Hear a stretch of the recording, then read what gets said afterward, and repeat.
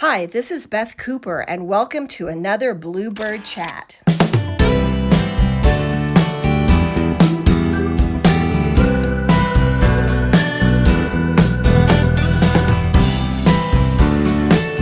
Hi, everybody. I'm Beth Cooper, and I own Bluebird Studios in Santa Fe, New Mexico. I'm a fine arts workshop space, and I run workshops in the spring and the fall, and this is going into my third year of 2024. And I have with me today Natasha Isenhour. Yay! I'm so glad that she's going to be at my studio now. So this is exciting. And you're coming in, I should know this, September. That's right. Yeah, September, the first part of September. So we're just going to sit here and chat. And I've got my coffee. She's got her water. So I'm in Santa Fe, and Natasha, you're in. I am in Socorro, 1 hour south of Albuquerque. Awesome. So I just wanted to talk a little bit about your workshop, and I've been thinking about what we're going to focus on today in our little chat. And what I really want to talk about is the heart part. It's hearts and hands, right? Hearts. Connecting eyes, heart, hand, what you see through your emotional self and how you articulate it with your hand. Yeah. So of the workshops I've done, which have all been fantastic, nobody's concentrated on that yet. That That, hasn't been, the emotional part of art hasn't been there. And I think, isn't that kind of why we all paint? Whether, um, you know, I have grandchildren, like 5 of them. So, I see a moment and that touches my heart. And you might have somebody who paints the big vistas, like a Matt Smith, and that obviously touches his heart. So, but I never heard any way to connect that from your brain, your heart onto your palette or your paper. I think I think all the different ways that people instruct are super valuable. So anything that leaves you out of there with a great list of things to do and not to do, and how to kind of tune into the mechanical part and the technical part. I tend, because I was a self-taught artist, of course, over this 27 years of doing it professionally, I certainly know the rules of the road. But I believe a lot of times that a lot of aspiring painters, they take workshops and they're still left a little bit kind of flat. I see them doing exercises. I watch on social media and see people doing lots of exercises, which I've got nothing against that. Right.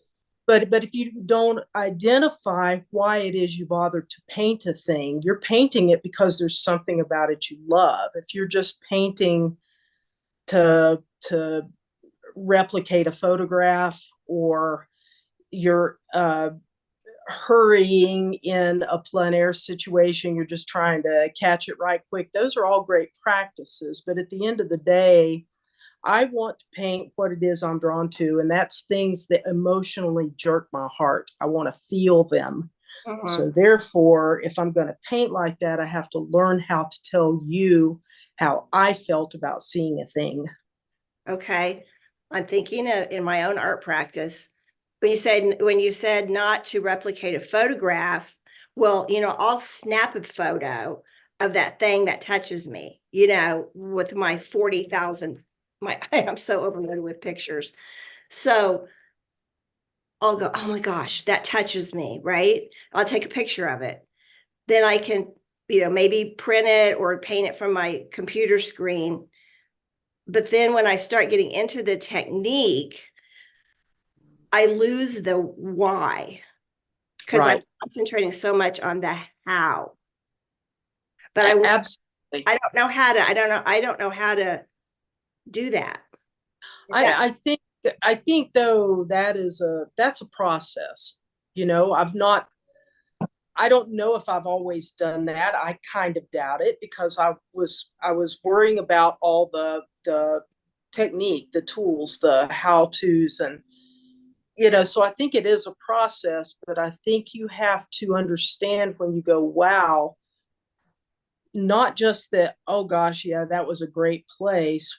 Why was it a great place? What was it? And almost every single time, it's how light was interacting on the thing you saw. You could see it on a different day or 10 minutes later, and it may not have stopped you. So Wow. that's the stuff you have to remember. And 9 times out of 10, the camera does not record that. Yeah. Yeah, that's so true. It is all about light, and it's so fleeting, that moment. Really, So, truly. tell us about then your workshop. So how do you convey this concept to the students? I mean, yeah, exercises are great, 20 strokes, I mean, fantastic learning, doing notons. But what do you do? Because I've never had the opportunity to take one of your workshops. So I'm so excited to be able to attend one. I'm glad you're going to be there. I'm glad to be there. Um, everything in my opinion, whenever I try to boil down what I do, is everything is expressed through a way of conveying composition, value, and temperature, right? So those three concepts, to me, that is the three legs on the tripod. I mean, that's what holds everything up, and that's the bones of it. Can you say those three things again? Composition, value, and temperature. So, all of those things then, particularly the value and the temperature part, all relate to the light, how you saw it, and how it reacted with what you saw. Uh-huh. So, in this workshop, all three of those concepts stay at play. But while I'm trying to teach you to paint from a little different place, I try to get people grounded in my classroom where they're really having a personal experience. It's not a experience coming at them. It's an experience that they are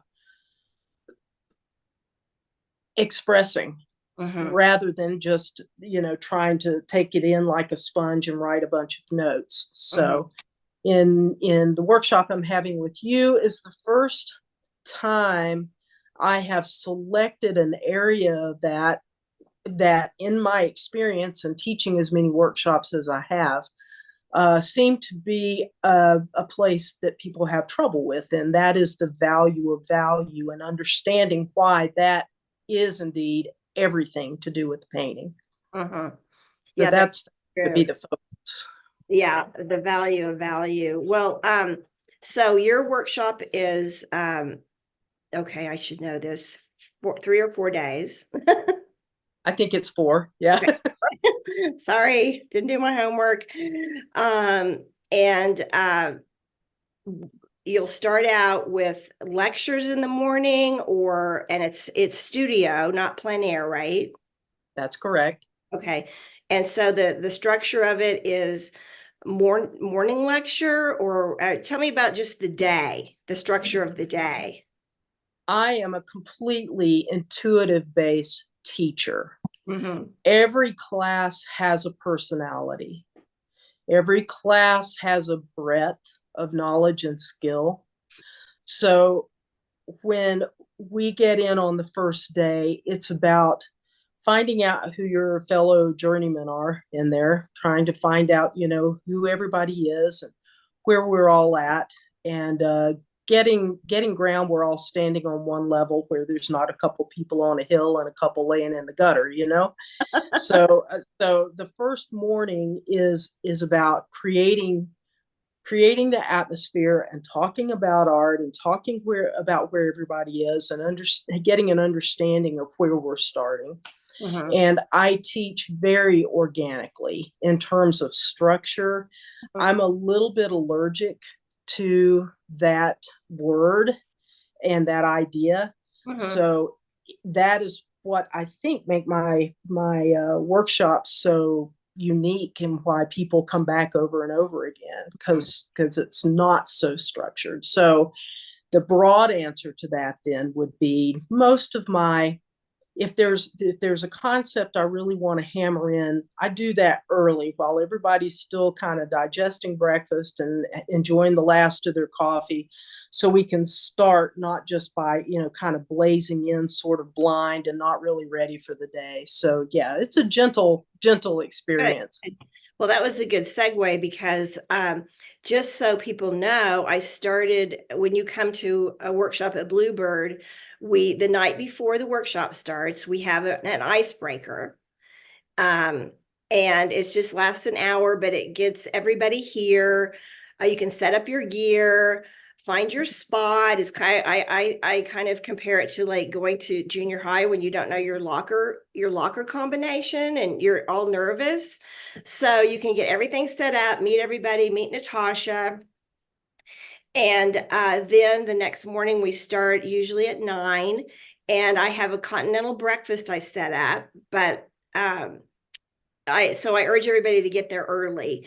I have bagels, cream cheese, apples, peanut butter, hard-boiled eggs, yogurt, pastries, fruit, coffee, juice. It's just a very simple, but everybody has really appreciated having that opportunity to just, eat. So you can get to the studio if you want, even at 8, because it's also our barn for our horses, which they're separate from the studio, but it's open by 7 in the morning. So I tell everybody during the class or during the workshop, you're welcome to come over at 7 if you want to work on your painting.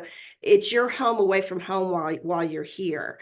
And then we'll start promptly at 9 at the workshop, and then we'll take a lunch break, and I cater in lunches. I do the first day I usually do a green chili chicken enchilada, beans set and salad and dessert. It's $15, but we bring it into the studio so we don't have to rush out and get something. Then one day I might do Subway submarine sandwiches from Jersey Mike's, or the last day, I always fix my now famous or infamous frito chili pie, and everybody loves it. I use organic turkey. So we really take care of you at Bluebird, and we take care of like Natasha, because she'll be staying in our home or in our casita. It will be a home away from home for her too. So I just want to make sure everybody understands that it's casual. You walk in the door, you're a part of the family. We have dogs running around. Sometimes we have children running around. We have horses running around. So it's just they're really, really fun workshops. So well, let's see. So tell me this about your workshop: oil or pastel or both? Yes, Okay. both. And Yeah. how do you do that? Well, this isn't fundamentals, foundations of fundamentals of pastel or of oil. This is for people, mostly for people that have a little bit of experience having painted. They understand the materials that they are working with personally enough to at least know how to use them.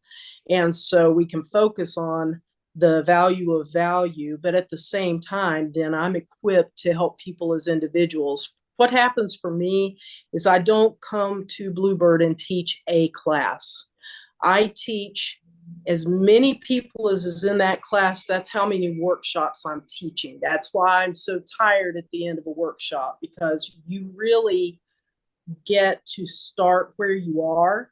Mm-hmm. That's why I ask everyone have a little bit of knowledge and a little bit of hands-on experience with the material that they're going to be working with, because then that doesn't hold anybody else back. But once everybody gets started, then I can come lift up those people that need a little extra help, which is great. Do you demo during the workshop? I don't normally demo in workshops, because the whole premise behind me teaching, I wouldn't bother teaching if this weren't my motto, is that I'm teaching you to be a better version of you, not a second-rate version of me. I want you to be a first-rate version of you. So I am not big on demo. I might do a a little something here and there if somebody's having trouble understanding what I'm talking about how to hold that pastel or loading paintbrush and stuff. I'm not allergic to doing that, but I'm not going to waste their time doing a demo. For that, I do demos around here and there anyway. You've paid to understand better how to paint, not to Right, figure out how I paint. right, right. Well, so what was I going to ask you? When if so okay, I know what I was going to ask you. Do we bring photographs, our photos, into the workshop? We have them on an iPad or printed out to work from, or do you provide those? Before we meet, well before we meet, I will get a list from you with all my emails, and I will be emailing everybody in the class about the structure for the photos and so forth. That I will be providing the photos for the beginnings, for the first, I don't know, 2 or 3 that we work on. And I always encourage people to bring their own, that I can help them understand how to crop and edit and how to come up with a good composition. But usually we do work from photos that I offer, because I have pulled those photos with the specific lesson in mind that I'm trying to teach. Oh yeah. And it doesn't matter, one photo and however many students I have in the room, there's going to be that many different versions of it. You'll see people a lot of times post workshop photos from the workshop, and all those paintings kind of look the same. They won't look the same because it's coming from your voice. I try to allow lots of freedom for that. So working off of an iPad is optimum. And yeah, and otherwise, if there's going to need to be printouts that I need to provide, I will be asking that before class, and I'll have an answer and be able to provide those if necessary. Okay, so if you're watching this video because you are interested in this workshop, then the iPad, or I have my laptop, and I have a lot of equipment. I have easels, tables, chairs. Now I have a bunch of sculpture stands that can sit up pretty high. And so we'll be able to use those. You can put your iPad on there or whatever. So you can bring your own setup if you want. If you have a plein air setup, just your own easel and tripod and pochade box. But I have all that equipment. And Natasha, if you have a presentation, I have the big screen TV. We can stream it onto that if you want to do that. Some people do, some people don't. So anyway, well, this is exciting. I'm really excited because, like I said, I've had such great instructors, and um, some of them are plein air and some of them are studio, but most of them are technique based, which is, you have to have that. I mean, there's That's nothing right. like that. You got to have that, right? So this kind of, to me, takes it a step, not further, but a step deeper. Is how I It would. is it is deeper, because how I teach is approaching technique from a more intuitive direction versus a one size fits all direction. Mhm, So mhm. that allows me to teach people who are more abstract in nature, or more impressionist in nature, or more realistic, or Okay. stylized, or colorists. Yeah. It embraces kind of all of that. That's cool, because then you're not walking out of the studio with everybody having little Natasha Isenhour copy paintings. That's right. You know, That's exactly it. When I yeah. start doing that, I'll stop teaching. Well, this is good. I don't want to keep you because I know you're busy and there's a lot going on in Santa Fe. We lost a dear artist this week, and we're all still kind of in shock and grieving. Joanna Arnett passed away this week. And so we're just kind of getting our brains around that, because she was such an important part of Santa Fe art scene. So we're just heartbroken. Um, so anyway, well, Natasha, thanks for taking your time with this. I'm really excited because honestly, this heart to connection, eyes, hands, heart thing, you're the only one that I know that does this. You know, I've been branding my workshops Connecting Eyes, Heart, Hand for at least 10 years. Yeah, that's sort of the prefix to them, because no matter what the particular study might be, you know, like the value of value, it's all still about that. So I'm glad I'm offering something new for you. Yeah, and I wish you lived in Santa Fe, so then I could take little mentoring classes from you. Like, any chance you might ever move up here? I don't know, you know, I just keep my head down and work. It doesn't matter where I'm working from. You're a workhorse. I know you get up at 5 in the morning and you work and work. You're Up pretty early and do a lot of things. So, Yeah. you know, where I'm living is actually pretty good because it's quiet here without a lot of distractions. So, There's a lot of distractions here in Santa Fe. but talk to me about mentorship if you're interested for real. Okay. So, Okay, yeah. that'd be awesome. All right, Natasha. Well, thank you so much, and I will be in touch with you. Through the. Thank you. I'm looking forward to it. Okay. Okay. Take care. All right. Thanks.